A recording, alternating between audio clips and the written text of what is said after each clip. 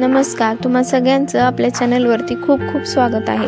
बऱ्याचदा आपल्या फ्रीजमध्ये भाजीला काही शिल्लक नसतं, तर अशासाठीच मी आज एकदम पौष्टिक आणि खायला पण चविष्ट आणि बनवायलाही सोपी असणारी रेसिपी आज शेअर करते।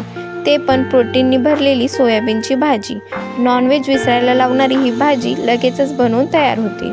तर याच्यासाठी गॅसवरती एक भांडं ठेवूयात आणि त्यात 2 ग्लास पाणी गरम करून घेऊयात आणि याच्यात 100 ग्रॅम सोयाबीन टाकूयात।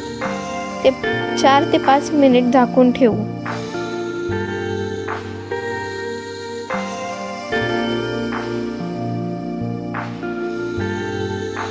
आता हे गरम पाण्यातले सोयाबीन एका चाळणीत काढून घेऊयात आणि त्याच्यात थोडंफार थंड पाणी टाकून साईडला ठेवून देऊयात।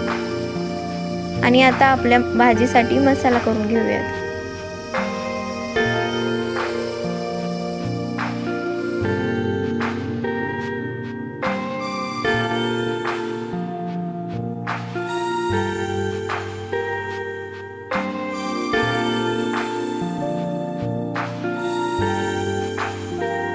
तर फोडणीसाठी इथे गॅसवरती एक कढई ठेवायची आहे आणि त्याच्यात 2 ते 3 चमचे तेल ओतायचं आहे। या तेलामध्ये आता धने, जिरे, लवंग असे खडे मसाले घालून घ्यायचे आहेत आणि याच्यासोबतच 2 बारीक चिरलेले कांदे घालून घेऊयात आणि कांद्याला गोल्डन ब्राउन कलर येईपर्यंत ते भाजून घेऊयात।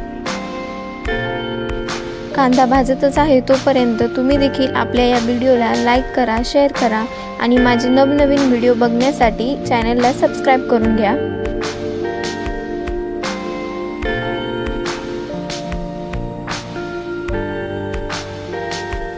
कांद्याला गोल्डन ब्राउन रंग आला की त्याच्यामध्ये आपण कांदा, टोमॅटो, खोबरं आणि लसूण यांची पेस्ट बारीक करून घालूयात। हा सगळा मसाला चांगले 3 ते 4 मिनिट पर्यंत एकत्रित करून मंद आचेवर भाजून घेऊयात।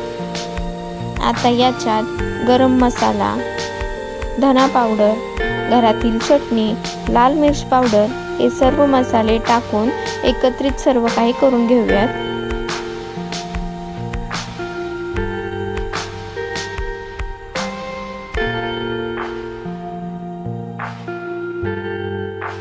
हे सगळे मसाले भाजून झाले आणि हे थोडंफार तेल सोडायला लागले की याच्यात आता आपण गरम पाण्यातून काढलेला सोयाबीन घालून घेऊयात आणि हे सगळे मसाले आणि हे सोयाबीन एकत्रित करून घेऊयात।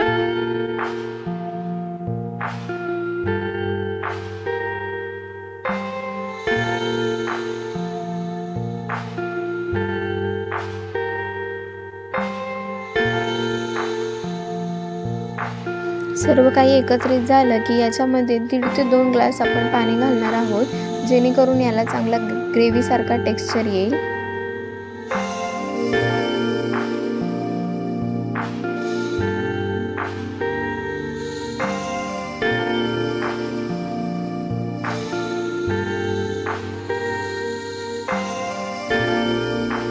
आता याच्यात चवीनुसार मीठ टाकूयात आणि वरून कोथिंबीर गार्निश करून 4 ते 5 मिनिट चांगली उकळी येऊन द्यायची आहे।